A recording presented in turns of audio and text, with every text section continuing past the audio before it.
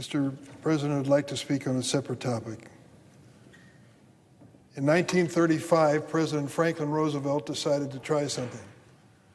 The idea was to create a pension plan for every American. Why? Because many people, despite working hard their whole lives, doing their best to save money, ended up almost penniless when they retired or they were forced to quit working. Those were the days when Grandma or Grandpa moved into the spare bedroom in your house. If that didn't happen to you, ask your father or even grandfather. They'll remember those times. So Franklin Roosevelt says, let's create a pension system so that after you retire, there'll be some money coming in. You pay into it all your working life, but when you reach the age of retirement, you get a benefit from it. They called it Social Security. It was passed into law in 1935. It made its first payment 5 years later in 1940. I think it has become arguably the most important social program in America. Certainly more Americans are participating in Social Security than almost any other program. And they should. They earned it. They worked for it. They were promised. The promise should be kept. And how is Social Security doing? Well, that's why I'm standing here before you today. Last month, the Social Security Board of Trustees released an alarming report about the status of Social Security finances. That board found that Social Security will be unable to make full payments to eligible Americans by 2032. That's not that far away, 6 years. This is alarming, and it's a call to arms to Congress. I was elected to the House of Representatives in 1982. Scared to death that I was going to be a one-term congressman. I was looking over my shoulder every 5 minutes about what's going to knock me out of my perch here. Well, they came in and said, there's news for you, new congressman. Social Security is about to go broke. The year was 1983, and we could see in the short term Social Security unable to make its benefit payments. That would have been a disaster in '83. We rose to the occasion. We had a Republican president, Ronald Reagan. We had a Democratic House of Representatives with Tip O'Neill, and we set out to write a change in Social Security that would save it so it could keep making payments. Well, it took a long time, it took several months, but we got it done, and we passed it. Our goal was to buy 50 years of solvency for Social Security, make changes to the program so that it would last, keep paying its benefits as promised for 50 years. That was 1983. I voted for it. Democrats and Republicans all voted for it. To my knowledge, not a single member of Congress lost re-election over that vote. People said we had to do it. There was no question about it. It was a tough vote, but it was the right vote. It was 1983, 50 years of solvency. Where does it take you? 2033. And what's the situation we're just told? This program that we value so much is going to last to the end of 2032. It worked. 50 years of changes worked.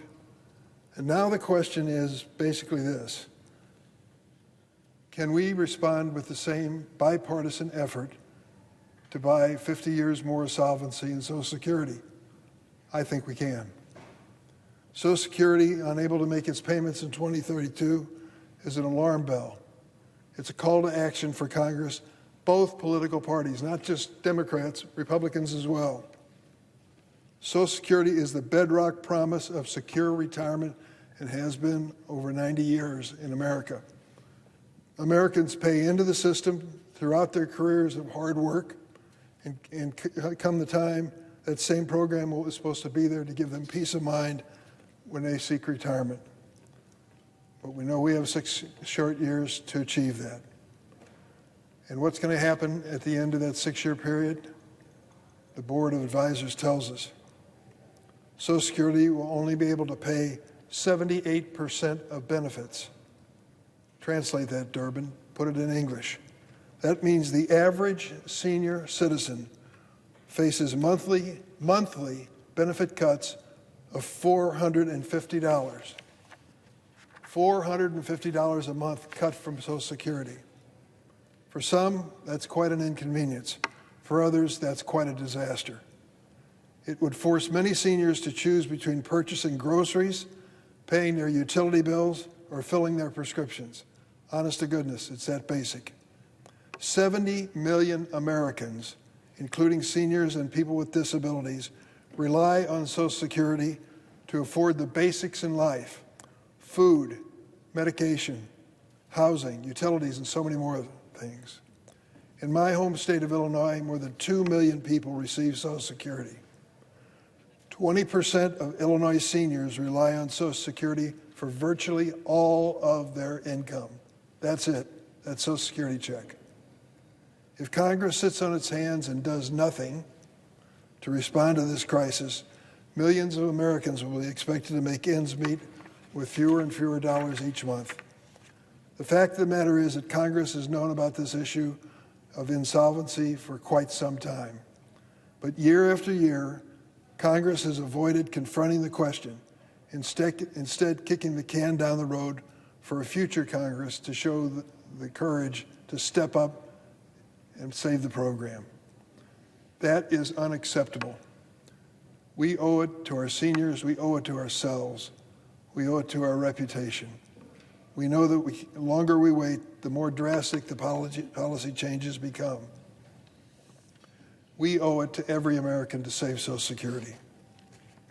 Today I'm doing something that is rarely done in the Senate, introducing a bill sponsored by a bipartisan group of senators, 4 Democrats, 4 Republicans. Our goal is to protect and strengthen Social Security. Our bill is called the Promise Act. It seeks to create a fair, bipartisan process to assure Congress finally debates and votes on the future of Social Security.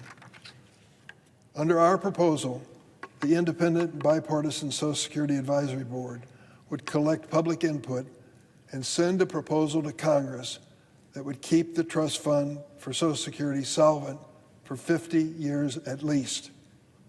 That would kickstart a process in both the House and the Senate to do something we rarely do around here. It's called legislating, writing a law, passing a law. Under our bill, Congress would have the opportunity to hold hearings, offer amendments, debate competing proposals, and ultimately vote on them. You say at this point, okay, Senator Durbin, what is this plan to save Social Security? That's the beauty of this proposal. We create an opportunity for alternative plans to be offered. And the one with the most votes, as long as it gets 60 votes in the Senate, the one with the most votes will prevail and be the work product of the Senate on Social Security. Our legislation does not lower the 60-vote threshold in the Senate, nor does it predetermine any specific outcome. It may not work. We may not be able to put together any bill that gets 60 votes. But goodness gracious, we were sent here to try, weren't we? It simply guarantees the American people, through their elected representatives, are finally going to have an open, transparent debate. I've gone to members of the Senate on both sides of the aisle and said, what we want to do is give you your day in court, give you your day in the Senate. You bring your best idea, and the parliamentarian looks at it and says, there's proof here that this has at least 50 years of solvency for Social Security. You can offer this amendment, Senator. Give it your best. Members would be able to offer substitute proposals provided that it's at least 50 years of Social Security solvency. Let me say that another way. Every member with a serious proposal for the most important social program in America would have the opportunity to bring their idea to the table, to the floor, and get a vote. That's so rare around here. It restores the Senate to debating, amending, and voting under regular order compared to what we see today.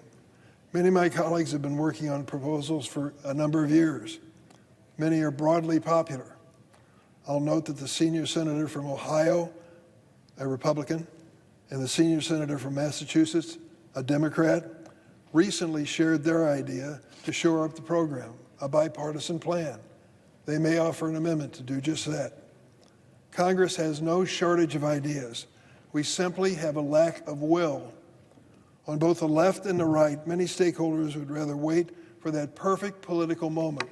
Well, that's a mistake. I worry that moment will never come, and Americans will suffer because of that calculation. The Promise Act finally creates a pathway for those ideas to receive the consideration they deserve. Americans sent us to Congress not to observe the problems, but to solve the problems.